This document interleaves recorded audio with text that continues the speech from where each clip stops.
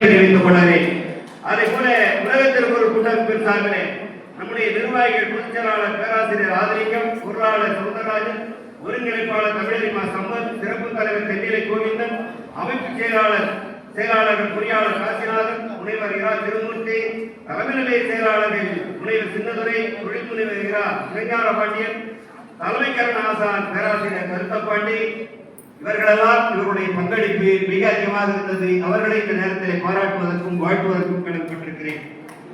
அதேபோல துணைத் தலைவர்கள் கல்வியாளர் பெருமாள், மெய்யண்ட செம்மல் சீரு படமலை, குரல் செல்வி பிச்சி ஆதரிகம், பேராசிரியர் மாவா வரதராசன், ஜேஎம் ஆனந்த், மருத்துவர் ஏ ஆசைத்தம்பி, சு ஜனார்த்தனன், துணை பொதுச் செயலாளர்கள் கல்வியாளர் நீதா பழனிவேல், கே ராசகோபால், முனைவர் மணிதா, ஓ வெங்கடேசன், வழக்கறிஞர் ஸ்ரீ சார்ந்தே, பேராசிரியர் மா இளையராஜன், இரா கிருட்டினமூர்த்தி மற்றும் இந்த நிகழ்ச்சியினுடைய அனைவருக்கும் இந்த நேரத்திலே நன்றியையும் பாராட்டுதலையும் தெரிவித்துக் கொள்கிறேன்.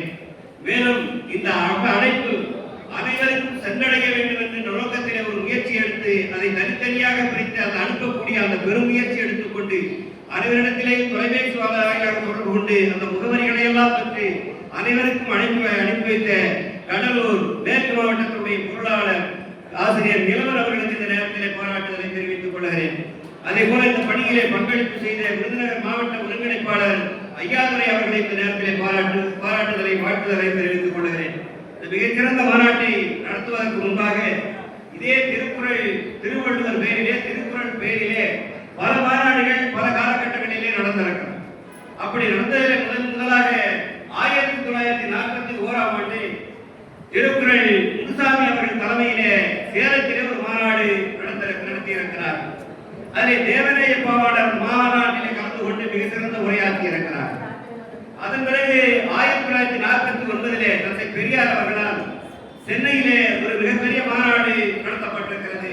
அந்த மாநாட்டிலே திருவிக்கா அவர்களும் சோமசுந்தர பாரதியார் அவர்களும் மீனாட்சி சுந்தரனார் போன்றவர்கள் அந்த மாநாட்டிலே உரையாற்றி இருக்கிறார்கள். அதே போல அதன் பின்னாலே இப்பொழுது கடைசியாக திருக்குறள் மாநாட்டினை பெங்களூர் தமிழ்ச்சங்கத்தினுடைய திருக்குறள் தமிழ்ச்சங்கத்தினுடைய தலைவர் ஐயா குமார் அவர்கள் தலைமையிலே மிக சிறப்பாக மாநாட்டினை பெங்களூரில் நடத்தினார். அதன் பிறகு இந்த மாநாட்டை தொடர்ந்து நடத்தி கொண்டிருக்கிறோம். இன்னும் பல மாநாடுகள் நடைபெற இருக்கிறது. எனவே இப்படிப்பட்ட நேரத்தில் அடுத்து இனி நடக்க இருக்கக்கூடிய ஒரு நிகழ்ச்சிகளை உங்களுக்கு நான் தெரிவித்துக் கொள்கிறேன். ஆகஸ்ட் மாதம் 22ஆம் தேதி பினாங்கிலே ஈப்போ தமிழ்ச்சங்கத்தினுடைய சார்பிலே மலேசிய நாட்டினுடைய பினாங் மாநிலத்திலே அங்கே தொல்காப்பிய மாநாடு ஒன்று நடத்த இருக்கிறார்கள். அதற்கு நமக்கு அழைப்பு கொடுத்திருக்கிறார்கள். அதே போல ஆகஸ்ட் அதே நாளிலே அதே 21, 22 தேதிகளிலே இலங்கையிலே ஒரு தமிழ் மாநாடு நடத்த இருக்கிறது. அமெரிக்காவை சார்ந்த உலக தமிழ் சிறகம் என்று சொல்லக்கூடிய ஒரு அமைப்பும் இலங்கையிலே இருக்கக்கூடிய தமிழ் அமைப்பும் இணைந்து அங்கே ஒரு மாநாடு 21, 22 நடத்த இருக்கிறார்.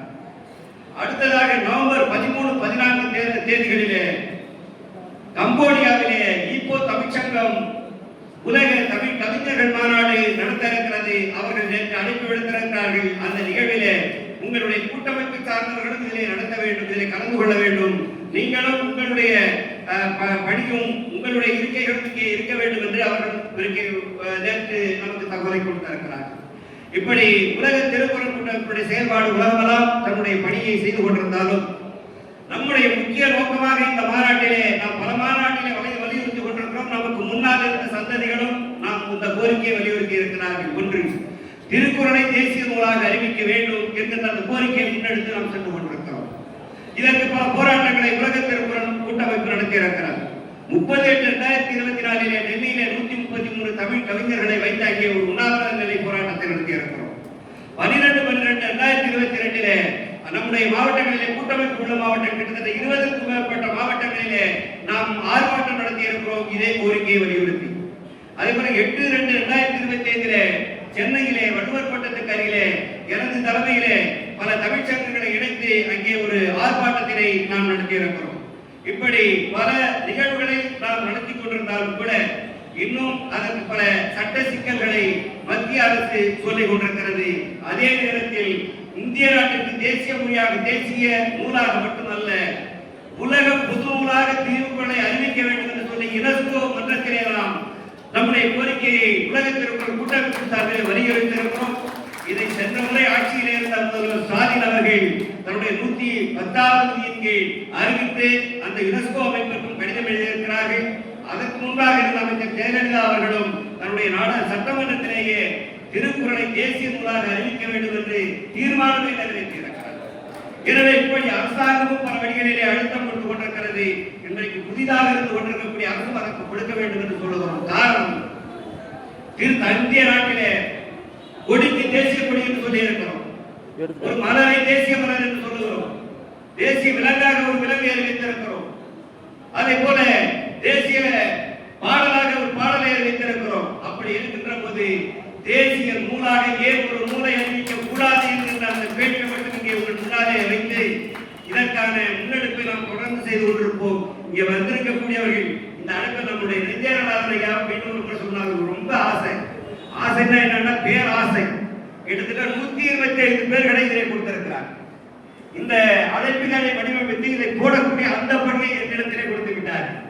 அதை உங்களிடத்திலே வந்து சொல்லிக் கொள்கிறேன். இந்த அழைப்பு அழகாக இருந்தால் என்னுடைய கூட்டமைப்பை பாராட்டுங்கள். இந்த அழகிலே அந்த அமைப்பிலே இந்த அழைப்பினிலே ஏதாவது குறை இருந்தால் அது என்னிடத்திலே சொல்றீர்கள். அடுத்த முறை அதை நான் திருத்திக் கொள்கிறேன்